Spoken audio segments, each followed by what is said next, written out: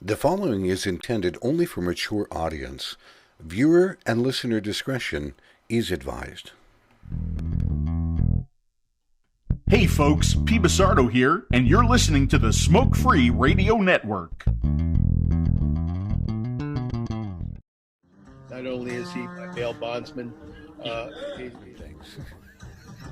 Everybody say hello to Mr. The actual only third way in our country right now. I'm going to try to actually talk a little bit and maybe not get some videos. And you know, like the ones a lot of the ones that really fighting. I mean, in their mind, they're a revolutionary, force, right? And I mean, obviously, to get rid of it's crazy to me, and I feel like Big Tobacco's sitting there laughing. They're like, "This is right." I don't claim to know a lot of stuff when it comes to advocacy. I don't. Are calling this an epidemic. We're in the middle of the third wave. Such as VSFA, such as Big Ramsey. oh wow, it's like that. With any issue, right? Everybody has their preconceived bias, and anything you throw at them might move them a little bit, but they're going to be anchored. Good evening, everybody. Welcome back to another edition of Vaping in the Mic. This evening, we all talk about advocacy and getting out there and doing things. We all talk about educating the public and things like that. But this evening, we have a lady on here who's been doing that, is so hardcore at it at times, and kicks rear end so much that it's not even funny. So if you would this evening, please welcome our guest, Nicole Crumley. How are you this evening? I'm doing well, Mike. How are you? Oh, I'm doing real well. I appreciate you taking time this evening to be on here. Yeah, no problem. I mean, it's like my bedtime and stuff, but we'll make it work. When did you, or how long ago was it that you transitioned? Did you smoke previously? I did. I smoked for 20 years. I started smoking when I was 13 years old. And I think it was 2013 or 2012. 2013, January 2013 is when I started vaping. I didn't intend to quit smoking. I was in the flea market in Eastridge, Tennessee, and a dude had a booth there. And of course, then it was mixing his liquid right there in the flea market. And I think I got a double Ego 650 kit, and I think he charged me $80 for it. Oh, wow. Yeah.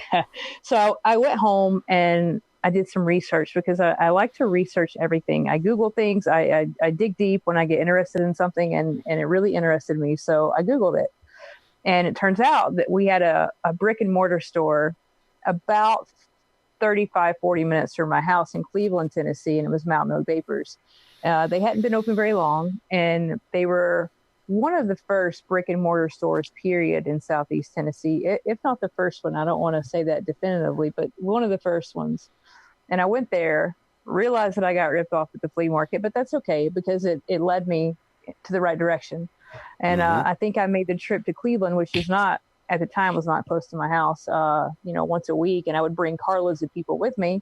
And they had fantastic e-liquid, and they were friendly people, and they knew what they were talking about. So that was my first journey into vaping. And I think it took me about a week of dual use, and I was done smoking. Wow.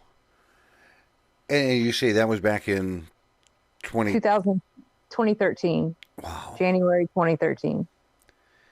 Did you, when you found that it was something that really helped you, were you one of the people, and like I was, I think a lot of people were, did you run around telling other people that smoked, you really need to try this? Oh, yeah. I was so excited. And at the time, I was a substance abuse counselor at a women's halfway house. It was for women and children. And I'd worked there for, 6 or 7 years. So I was already kind of in the business of helping people and harm reduction. I was already in the business of harm reduction. So I got super excited about it. And, all my friends, my parents, who unfortunately didn't stick, but my mom vaped for a little while, and all my friends. I was one of those people who thought everyone should try it if they smoked.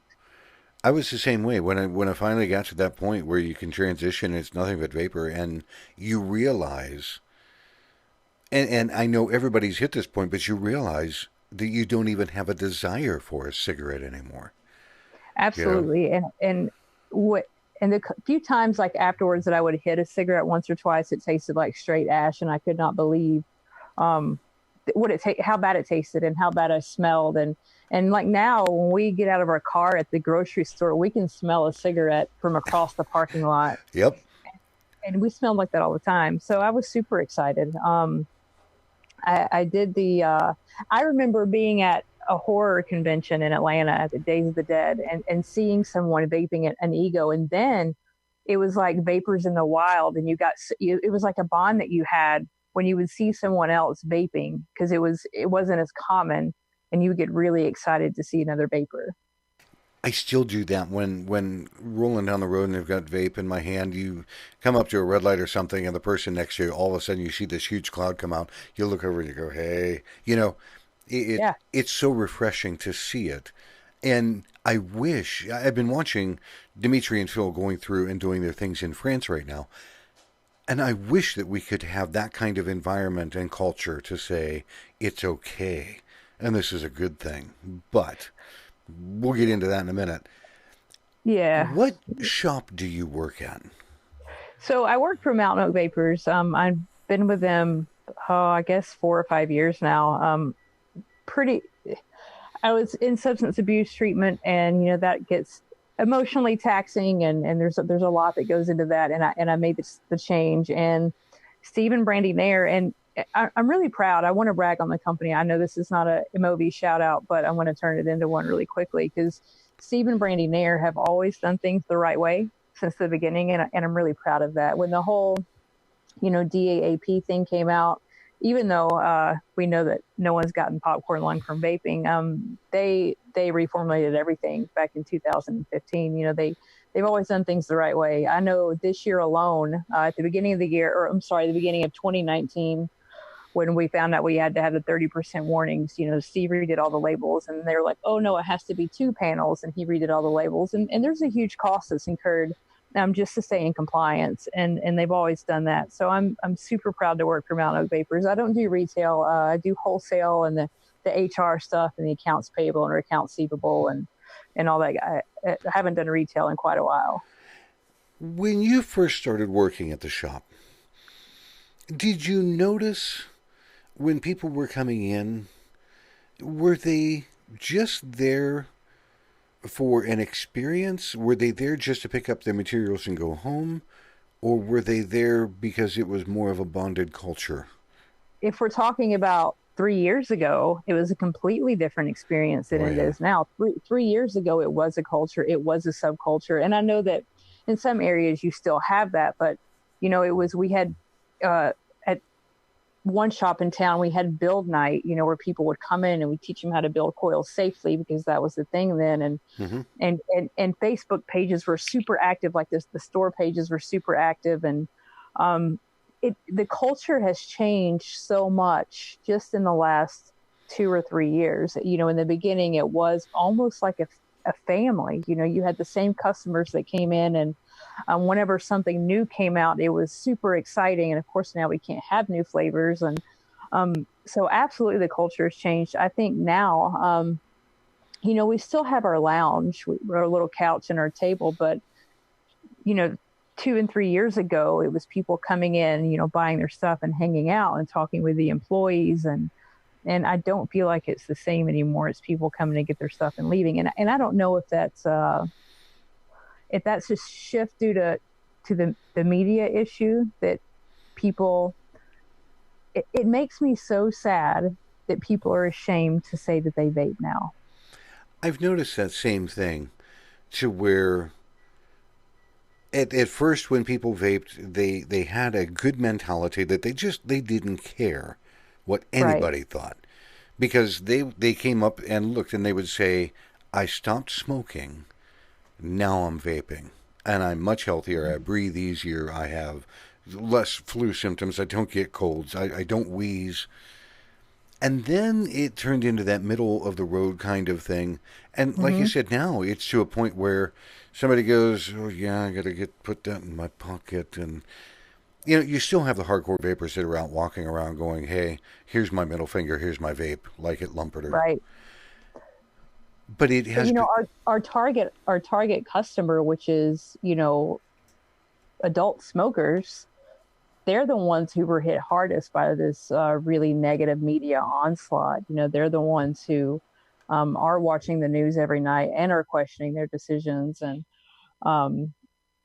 it really makes me sad, because it used to be, the whole culture was different. The way that we presented it was different. And I feel like we're almost afraid now. We're almost afraid to, tell people what we do and why we do it.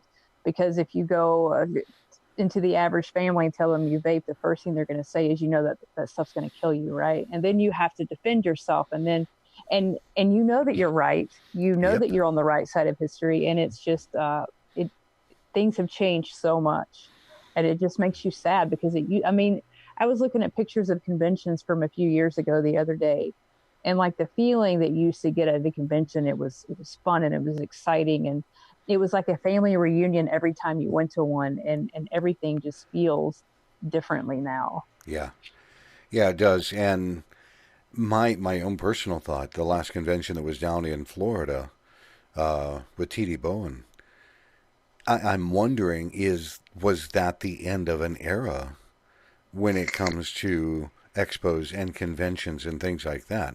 Now I know that we are seeing CBD expos, conventions, and whatnot, but are we really ever going to see another full-blown vaping expo? I don't think it's ever going to be the way that it was. And, and a lot of it is people can't afford to spend 10 grand to go to an expo anymore. People who were doing, really well 5 years ago, they're still around, but they can't spend. For a while, it was like an expo was every 2 months or every month. And it costs a lot of money to do one of those. I mean, if you go in and you do, a 10 by 20 booth and you get everything set up, I mean, you're talking $20,000, $30,000 just to do a booth, and they just can't afford it anymore because, and again, I trace a lot of this back to the media. There are so many shops, I went to TSFA also, and I'm sure we'll talk about that later, the Tennessee Smoke Free Association. And I just saw one of our stores that were original members close in Memphis. And really? They did. And incredible people, Ken and Carla Rodinger, Chase the Vape in Memphis. Just great people. They make the favorite custard flavor I've ever vaped. And everyone's down 30 and 40% across the board. You talk to any shop owner, it doesn't matter how big you are, because of what's happened in the media, you're down 30, 40%. And if you had more than one shop and you're doing okay, you can sustain that for a few months. These smaller shops who only have one shop with 2 employees cannot sustain a 40% decrease for 3 months. They just can't. They can't do it. No, and I've seen much the same thing. Being up here in Ohio, there's a lot of shops that are trying to become hybrid shops, or, a lot of mixture of material, just trying to keep their doors open. And I've heard both sides of every argument. I think there is no demand. I'm sure you have too.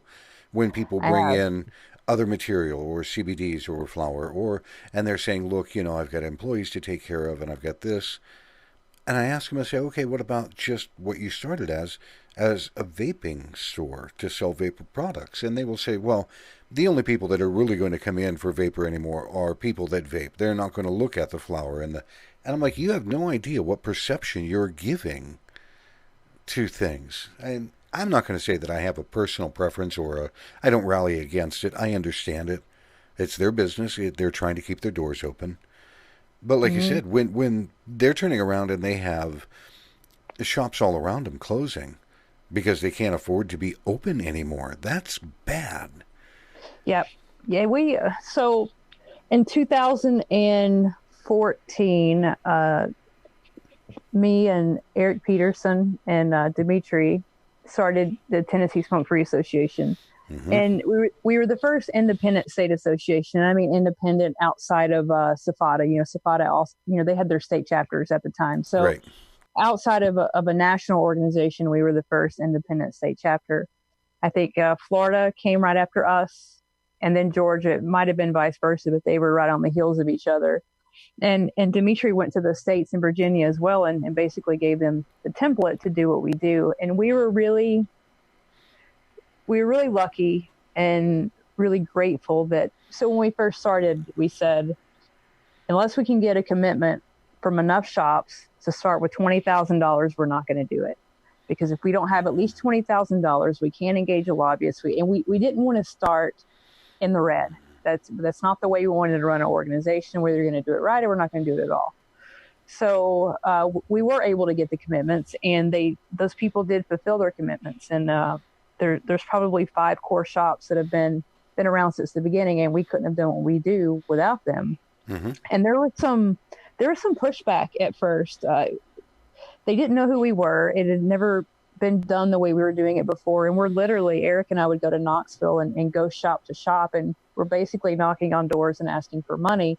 And it took a few shops to put their blind faith in us and blind trust in us to do it, to make it work. At the time, it was just the 3 of us, so we would go to Memphis. And, of course, we're in Chattanooga, so that it was a little bit easier then because people knew us personally. So that was a little better. But outside of our home city, it was a little difficult. But, we made it work, and we've been operating that way ever since. There's over 300 vape stores in Tennessee, and only about 57 are TSFA members. But those 57 shops have made it to where we have defeated every bad bill that's come down in the state of Tennessee. Wow. And that's one of the things that I wanted to talk to you about.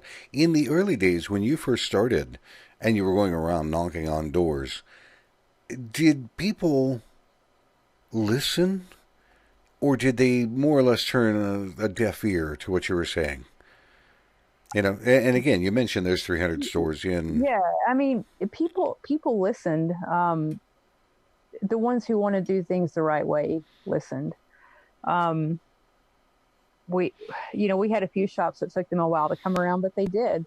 But you're always going to have those shops who are going to ride the coattails of the shops that pay. And there's nothing you can do about that. You can't even stay angry about it because it is what it is. You're going to have those responsible shop owners. We've got Mountain Oak Vapors, Knoxville Vapors, Vapor Bane. I mean, we have a lot of shops in Knoxville, the Vape Shop, Vintage Vapors. They've been really on board since day one.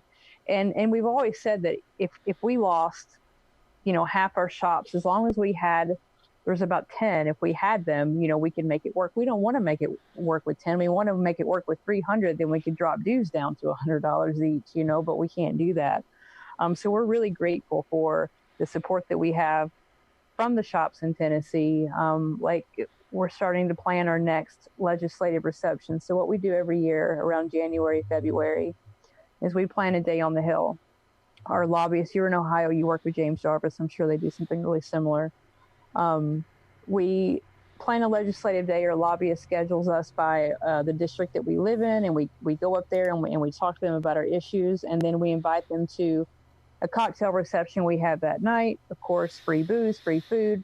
And that's where people really listen to you. And I hate to say that, but that's when people really listen to you, is outside of their office in a setting like that. And you can really get some one-on-one time with your representative when you do something like that. So we try to do that every year. We're in the very, very beginning of stages of doing it this year. And it's a way to also get all of our members together and show them where their money's going. We also have an annual meeting every year that's open to anyone. You don't have to be in Tennessee. You don't have to be a TSFA member. You don't even have to be a shop owner, but you can come. And that's where our lobbyist comes in. And that's also, I've been the treasurer of TSFA since the beginning. I've never changed titles. It's what I've always done. So I present the budget and I show our members exactly where their money went. This percentage of it, down to the dollar amount, went to lobbying. This went to travel. This is legal expenses, because we use Keller and Heckman for, like, we made comments to the FDA and we had them, reviewed by our attorney before we submitted them. So we really try to do things professionally and do things the right way. Did you find, and I'm glad that you brought that up, did you find that people were more responsive when you could show them where every dollar went? Absolutely. We had some shops that would come to our annual meeting and sign up there because they got it. when you walk into our lobbyist office, we have really good lobbyists, and they know us. We've never changed lobbyists. It's been the same. They're at the Pinnacle building in Nashville. These are the same people that represent Jack Daniels. So when you walk into this office and you see the professionalism and how nice it is, and that we're not paying them in e-liquid, and you see where your money's going. You know it as soon as you walk into the door, and then you hear them speak, and then you see them pass around, all the bills that are coming this year and all the ones that we beat last year.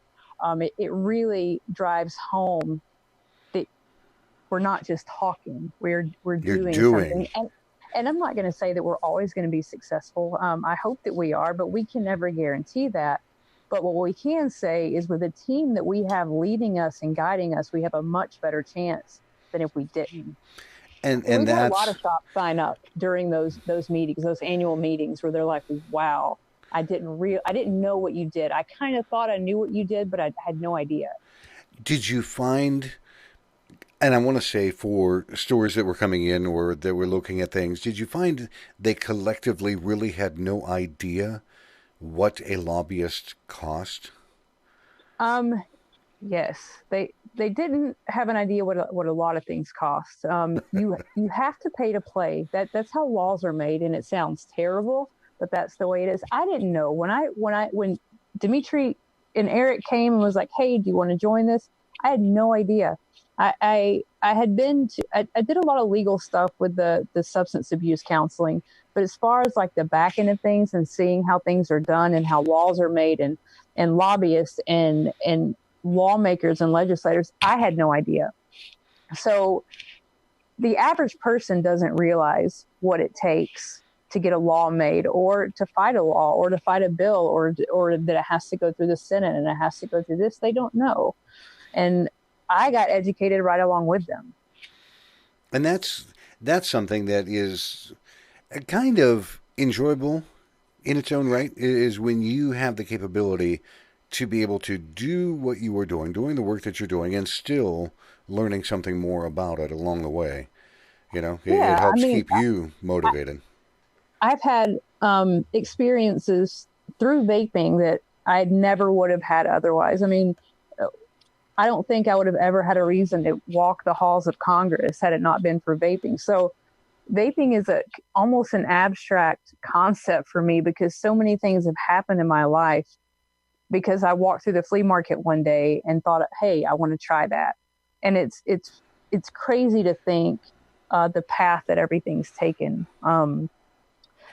My employers are so good to me, and again, I'm super proud to be working for that company. But the work that I do with TSFA, and a little personal background, I'm in recovery. I've got almost 14 years clean, and good for you. But I see that there's a lot of people in this industry in recovery. I don't know if you've noticed that, but there are. But I can tell you that 15 years ago, I never thought that I would be in the halls of Congress, or on the Hill in Nashville, or doing any of these things, that I'm doing, or that people would trust me with large sums of money that they do.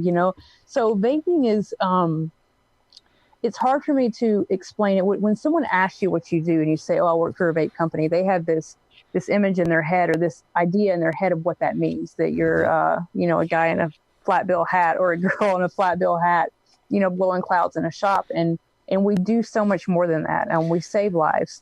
Tobacco harm reduction is super important to me. Any harm reduction is super important to me. I think that, again, this has nothing to do with vaping, but needle exchange programs are harm reduction. It's not going to stop anything. It's not going to encourage anything either, but it is going to reduce the harm that IV drug use causes.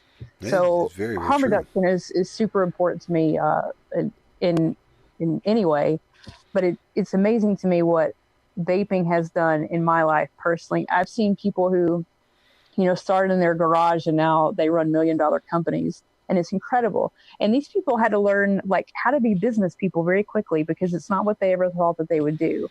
So I had to learn how to talk to legislators very quickly. I've never really had a problem speaking in front of people, so that was helpful, but it kind of makes you grow up real quick. It's one thing that if you are not accustomed to talking in front of people or just walking up and being affable and saying, "Hi, how are you?" You know, the shrinking violet isn't going to get as much recognition. Real quick, the phone lines are open this evening. If you want to call in and you want to talk to Nicole, the phone line is 215-383-5752. And when you hear the British lady come on, press 1. That'll put you in the queue, and I'll be able to see you. But feel free to call in and ask her a couple of questions.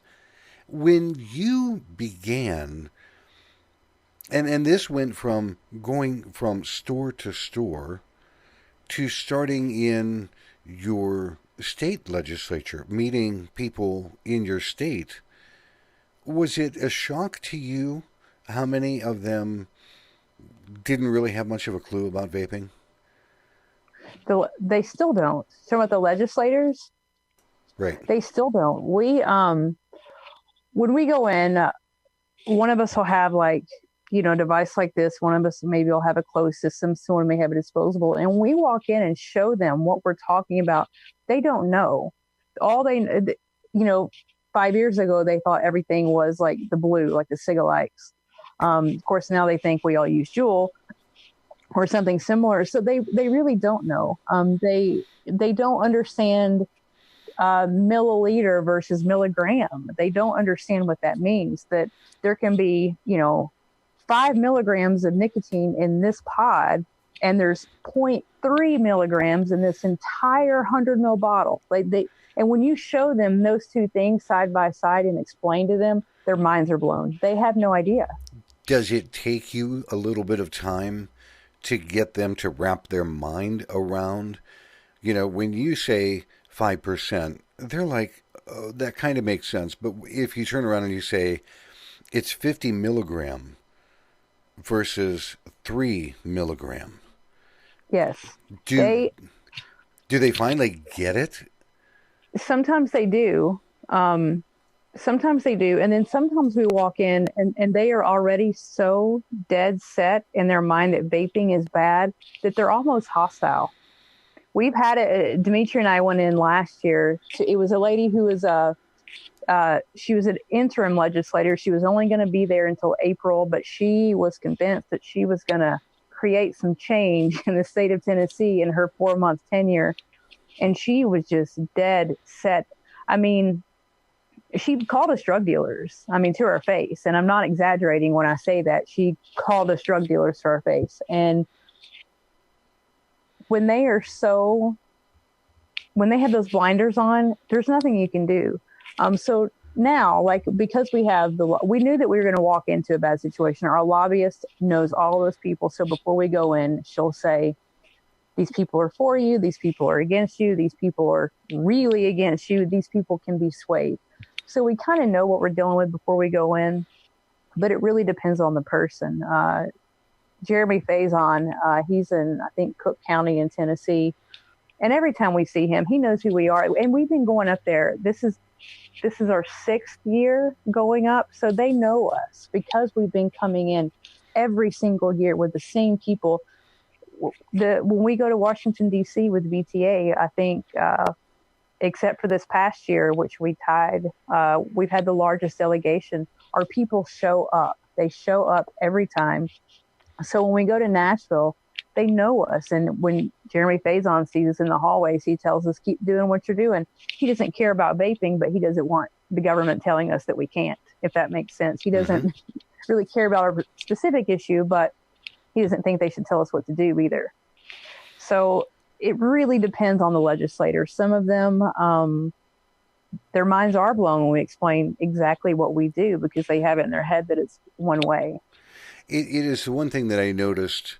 It happened up in New York, and this I want to say was a year ago when they were going to start to try to say you can't carry more than, you know, so many mil. And the people that were advocating for vaping walked in and showed them what a 120 ml bottle looks like, and they're saying if you're going to get a ticket or arrested if you carry this in your car. And the people, the legislators, looked at that and they're like, that's all? And it's almost like the mindset these people expected you to drag in a 5-gallon bucket of vape juice and say, yeah, if I'm going to carry this, I'll get it. They looked at it like, you've got to be kidding. And they were going to pass legislation based on what they thought they knew versus what the truth was. Well, and that's the whole issue is they're passing legislation based on feelings, how they feel about something, not about facts and not about science in general. You know, flavor bans, whatever. It's about how they feel about something. It's not about they're not following the science. Even though I think Cuomo said the other day they're gonna when they look at new legislation, and not regarding vaping but new legislation in general, they're gonna follow the science and facts. And it's like, well, you're gonna follow the science and facts until it comes to us, and then it makes you feel icky, so you're not going to. You have been able, both on a state level and on a national level, being and having the people around you that work with you, and Dimitri and everybody else, you've had the capability to take the study that was done by Dr. Farsalinos. Mm-hmm. And which one? I'm sorry? Which study?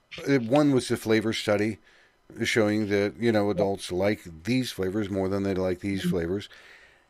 Did you ever get to a legislator, a person, a senator, whatever, to where they were pretty much against whatever, and you showed them factual, honest to God, factual, scientific? Did you have some that went, I don't care what you're showing me, get out of my face? Or did most of them say, I did not know that? And then they became educated. We've had a few say that I did not know that. And even outside the Farsalinos study, legislators, especially state ones, and they want to know about what's happening with their constituents. If you're not from the area, they don't want to talk to you. So when we took that data in, we actually did it through the TSFA shop. So we had all the shops submit, and you have to understand, these shops, they're submitting to each other their sales. That takes a lot of trust for these shops to basically open their books to each other and say, okay, we did this much in sales in tobacco flavors and this much sales in this. And of course, it's not opening all their books, but it's still, pretty sensitive information that these guys are trusting each other with. And so we localized that data, and it pretty much averaged out across all the shops. It was pretty much the same, basically tobacco is 10% of our business, 10% of our sales. That's the average amount. And then even if you took that by the 300 shops that are in the state of Tennessee and average it out, it's always going to be the same. It's about 10%. So on the state level, they tend to listen a lot better than they do on the federal level, especially with that flavor data. And they really don't know, because the data that they're getting from the news or whatever, they're not getting that data from the vape shops. They're just not. When they say that, 97% of vape products, they're not talking about us. We are the 3%. Even though we know we are more than 3%, that's what's in their mind, is that vaping is, Juul, blue. Yesterday, I was on Facebook, and some place was doing a survey. They wanted to do a survey on vapors. And I logged into the survey, and I started taking it. And it asked me if I'd use Views, Juul, Enjoy, and 2 others. When I said no, it kicked me out of the survey. So they didn't want to survey vapors. Oh, wow. And this was just like yesterday or the day before.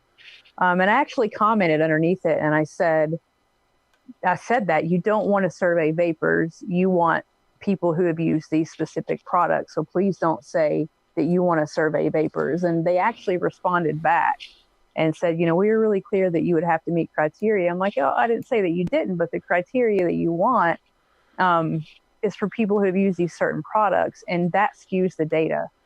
Massively so. And that's alarming, because it shows they didn't really care to begin with. They had a narrative that they want data to back up their narrative. Absolutely. And I don't know, it was probably some stupid survey, but it was just something I came across on Facebook. It's like, do you vape? Do you vape, or have you ever vaped? Well, yes and yes. And I got 4 questions in, and they kicked me out and said, you're not fit for this survey. That's the kind of thing that needs to be passed around and say, hey, tell people don't even bother. But then again, now here's an interesting question. Do you have any clue or any idea, and I use the term ants, A-N-T-Z, do they get into those kind of surveys and make fluff answers to skew it, to screw things up? I mean, has it become an issue to where the opposition is working that much against people? I don't know. I tell you that I don't know if they're putting that much time into it because they don't have to. They don't have to fight the way that we do. I don't know that they're putting that much time into it. I went to the FIDLI conference, which is the Food and Drug Law Institute conference with Dimitri last year. And this is not a vape conference. This is it's tobacco law, and we are considered tobacco now. And Mitch Zeller was there, and he was a keynote speaker. And they also had the former FDA commissioner as a speaker.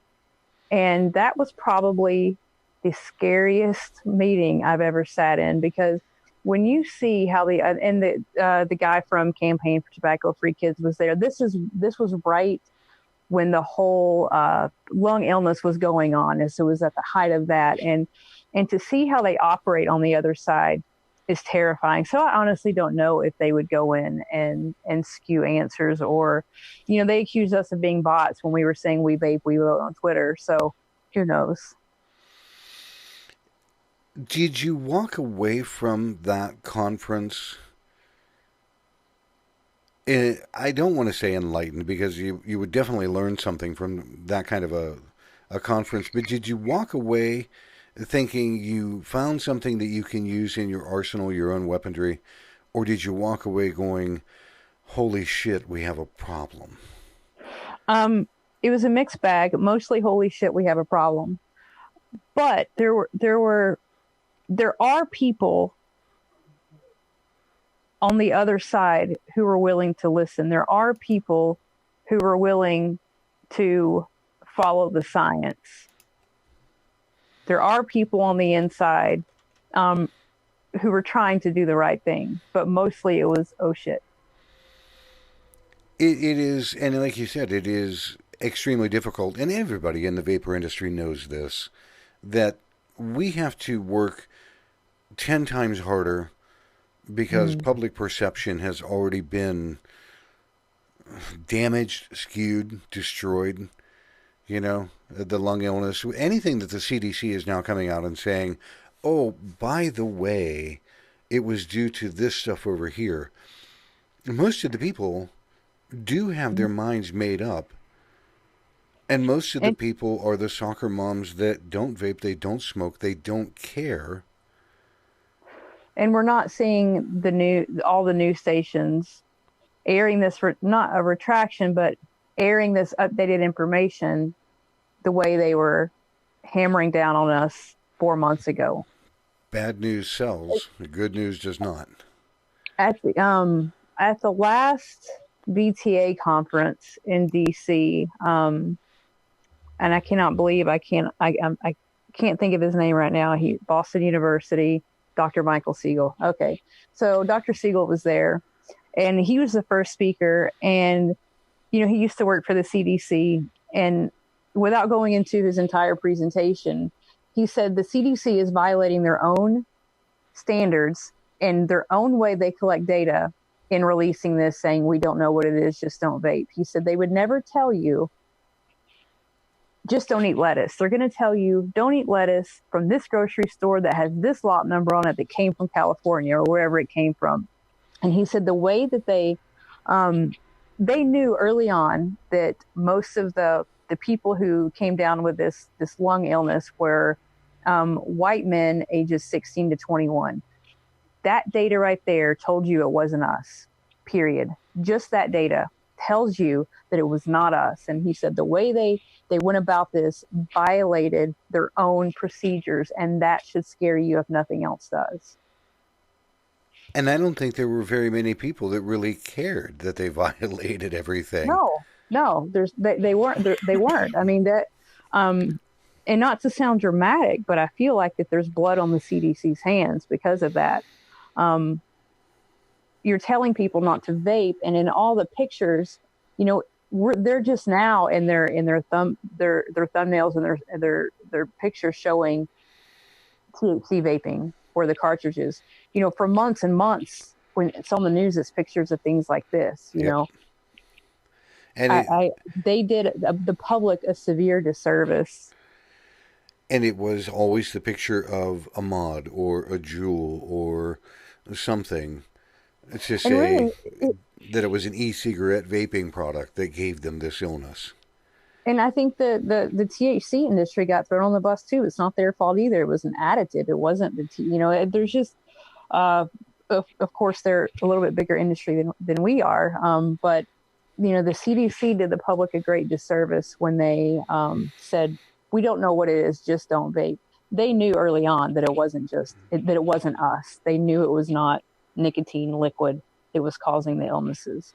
I don't know. I know our shop demographic, obviously we don't have 16-year-olds in there. But our average customer is a male in his mid-30s. And the people that they're saying this is having the issue, this is where it's New York and other states are still using that false narrative to push their agenda. Is Tennessee falling prey to that as well? No. You know, even when this was at its height, you know, at November, December of last year, Governor Bill Lee said, let's just wait. You know, let's wait and see what the science tells us.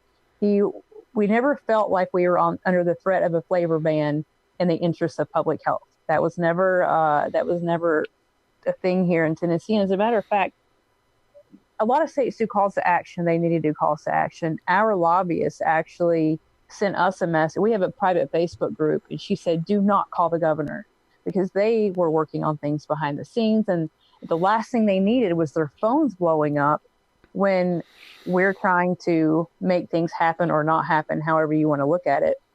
So we kind of did like an opposite call to action. We said, do not call the governor, because we have people in place, and that's where their money goes. That's what our shops pay for when they pay their dues to TSFA. They pay to have our lobbyists on top of it. They pay to have her watching these bills as they come down. They pay to have her finger on the pulse of what the governor's thinking, what the lawmakers are thinking. And we never felt that was a imminent threat for the state of Tennessee as far as the flavor ban goes. We're grateful that, you know, Governor Lee did come out and say, we're going to wait. We're not going to rush into anything until we know more. You brought up something that made me have another question, and I love how this is working through. When you and the lobbyist are busy working on something kind of behind the scenes that the general public is not aware of, it's just like you mentioned, they call and they say, tell your shops, do not call. You'll blow everything apart. How can you, or how have you ever gone about letting the public know we're working on this, don't do anything, while not saying what you're working on? Well, the general public is not going to call unless you tell them to. Facebook, Twitter, unless they see it on Facebook and Twitter, they're not going to call. So we're just telling our people, don't put it out there. Like, don't do a call to action. I mean, like I said, the general public is not going to call unless there is a call to action.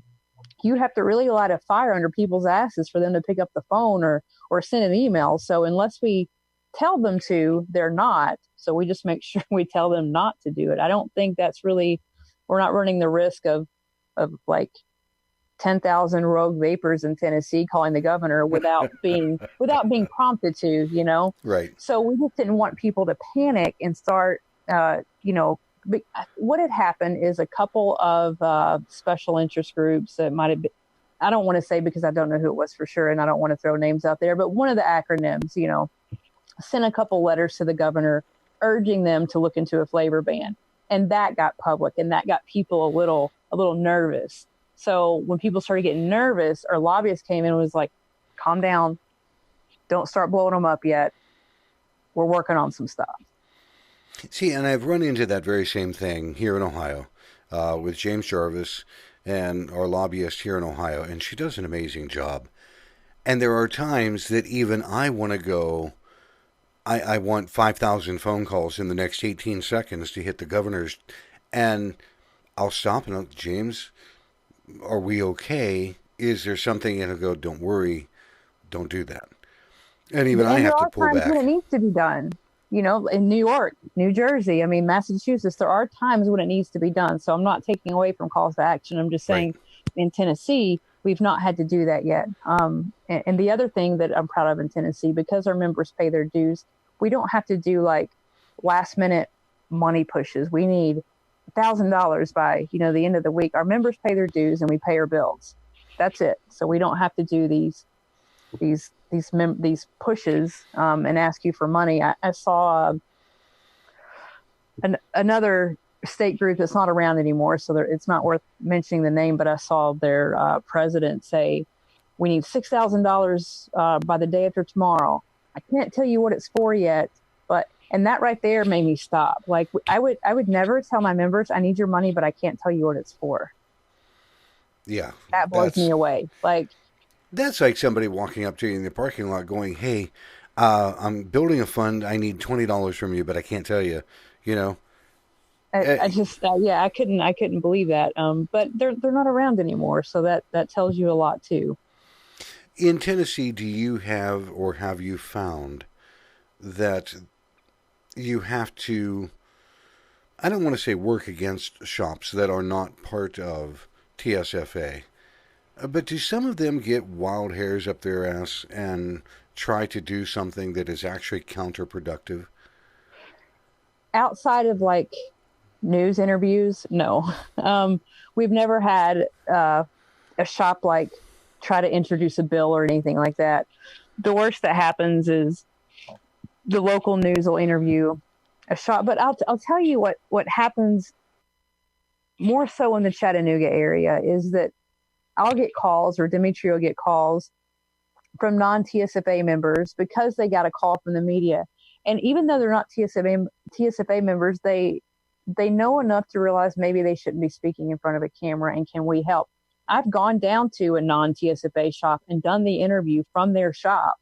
Oh, wow. Because, I mean, why wouldn't I, though? I mean, we're all, whether they're paying or not, we're all in this together.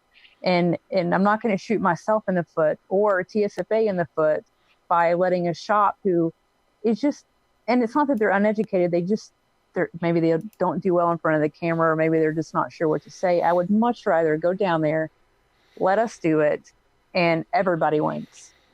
And that's something I know that a lot of shops in Ohio, if they are not part of OHVTA, they feel a sense of, well, I can't call and ask for a resource because I'm not a member.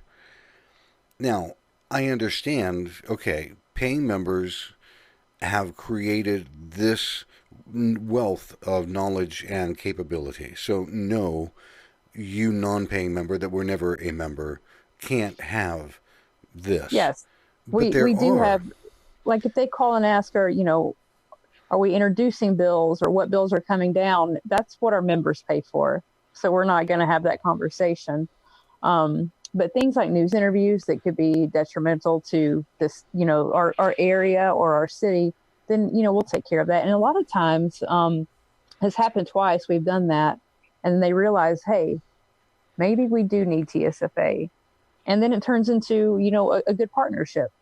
But we do have a private Facebook group, and that's where a lot of information is disseminated. There are some things that our members pay. Like if we're looking to bring in a bill, if we're really working on killing a bad bill, that's between us and our members and our lobbyists, because that's what they pay for. Mm-hmm. And that's. But we don't. Oh, go ahead. Oh, that's what I find, that it's almost like there are some shops that will turn around and say, well, I'm in the vapor industry, I deserve that information. Even sorry, that's it. I don't know where they get the guts to try to say that. Well, it's a sense of entitlement, and we don't see it as much anymore. In the beginning when we first started, a lot of shops felt like, well, if my competitors are with you, then I can't be with you. And over the last 5 years, like, our members are really close, and I don't feel like they see each other as competitors anymore. Now, some of the shops that aren't TSFA do, and that's, one of the excuses they'll use is, well, I don't want to support a shop that's my competitor. And it's like, well, none of us are going to be competitors. If we don't step up and do something, it's not going to matter.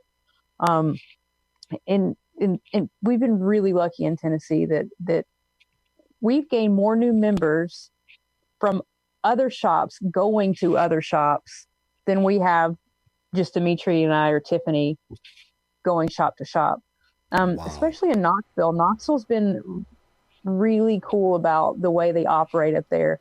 Even if they're competitors, even if they don't like each other, they'll go to a shop and say, hey, this is what we're doing. I'm a shop owner. I had my reservations. I had my hesitations, but they've been put to rest. Here's what we do.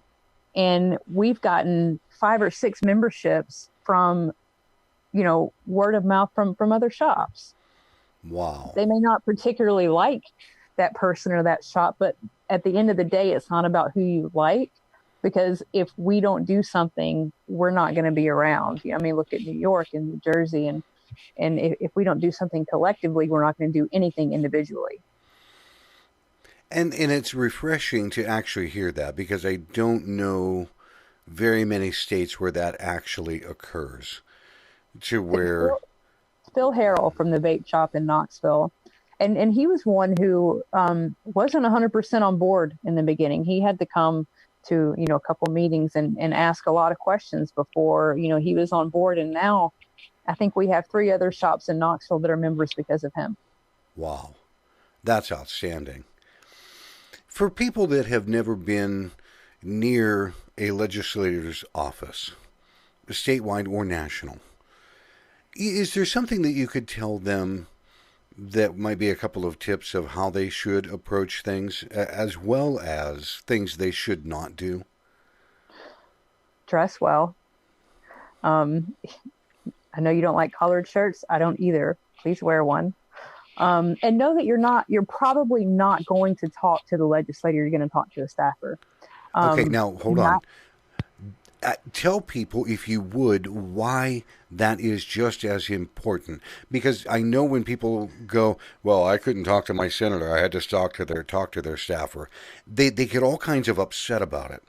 So why is that important? The staffer is their right-hand person.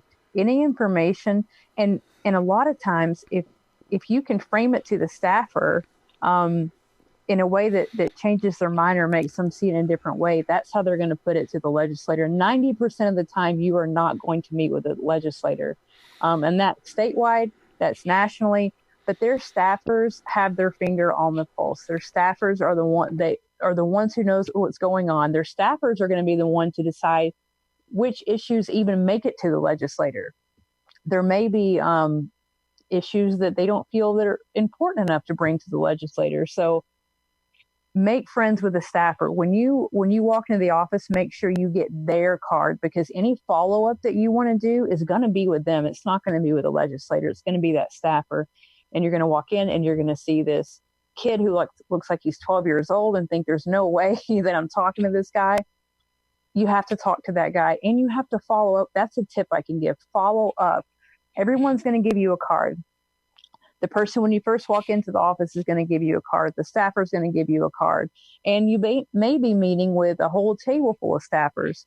keep those cards and follow up. You have to follow up. And Lindsay Stroud gives really good advice when it comes to meeting with your legislators. Find out who's in your district. Find out their birthday. Send them a birthday card. Tell them, hope your kids are doing okay. And you can find out a lot of the stuff on Facebook. She actually did an entire presentation at our last TSFA conference about tips for meeting your legislator. And those were in it. And I think she probably has that presentation somewhere. If not, I think I actually have it. There's some really good tips in there, but dress well. Know that you're probably going to meet with a staffer. Be okay with meeting with a staffer and follow up. A week later, send an email and say, hey, because you're going to leave paperwork with them, like the flavor studies that we did in Tennessee. And you can actually go on the VTA website, and there's a sub page on the VTA website, and it will actually give you your economic impact per state. So you can click on your state, and it'll tell you what the gross revenue for vaping products in that state is, and it really breaks it down. So there's a lot of good resources. Leave those handouts with the staffers. A week later, shoot them an email and ask them if they've had a chance to look at it, and ask them if they feel any different now than they did before. So those follow-ups are really important. And that's one thing that I know. I've listened to him so often, and I keep listening. Dimitri has always been one to say building relationships with those people is so important. And he really hammers it about Tennessee, that it has taken so long to build good relationships with people, and then they're on their way out, and you've got this group of new green people that come in, and you have to start all over again. We went up, when we went up towards the end of the year last year, there was a lot of freshmen. So we'd been used to coming up on the hill, for the last 5 years. We knew everybody, so we had to reintroduce ourselves to people. And another important thing is to keep going. Let them know who you are, so that next time you come up, you can say, hey, you remember us from last time? This is what's happened since then. So you really want to make your face known. You want to have a good lobbyist. Our lobbyist, I swear she knows everybody in that building on first name basis. It's crazy the amount of people that she knows. And of course, we're not her only client, so she represents a lot of people. Mm-hmm. But it's really important that you hire someone who is experienced and that people know in your state. I believe that is an extremely important piece of information, because if you hire a lobbyist that is working in the forestry industry and you want them to change into vaping, they have no clue what the industry is. That's a really good point that you brought up. Your lobbyist in the beginning is not going to have any idea about your industry, but they're going to bring themselves up to speed. We had a VTA conference. It might have been the Austin conference the year before last.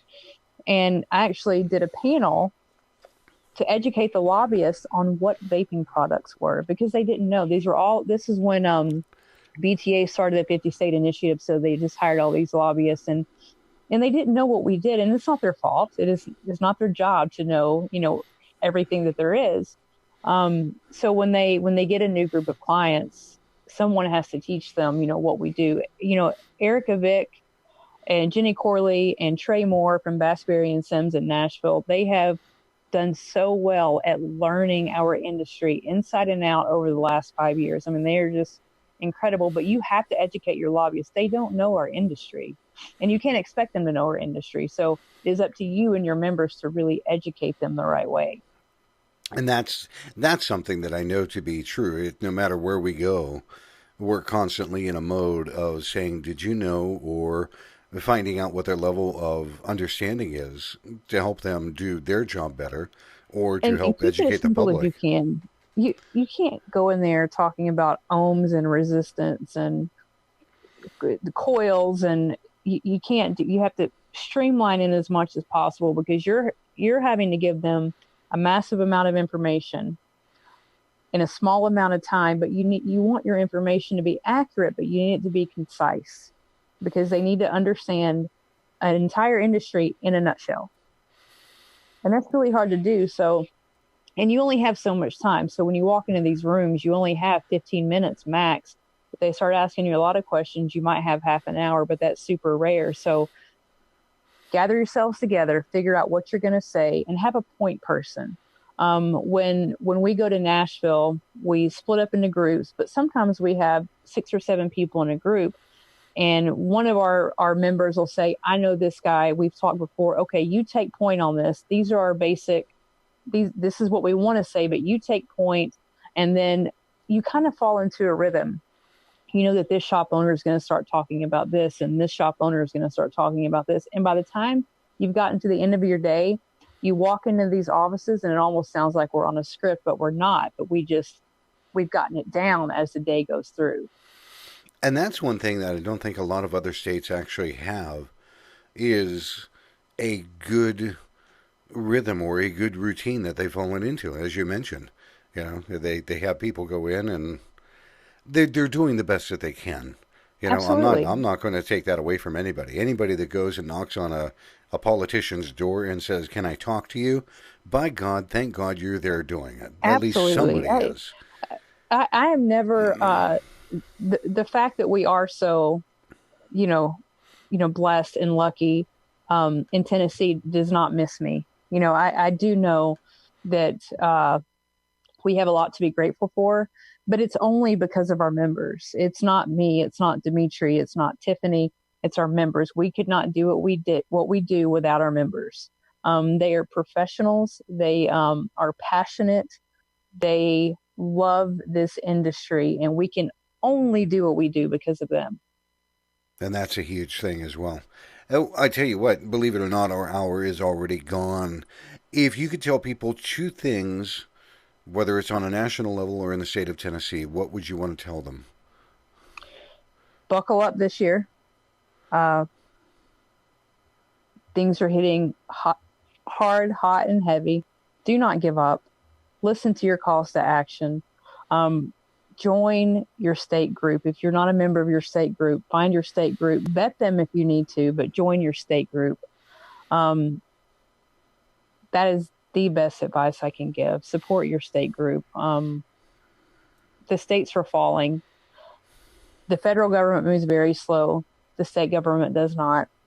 And if we don't do something to halt the states, we're going to fall one by one. So find your state group. If you have any questions, call a more experienced state group. You have Ohio, you have James Jarvis, you have Nick Orlando, you have the guys, you've got David down in Georgia, you've got Dimitri, you've got myself.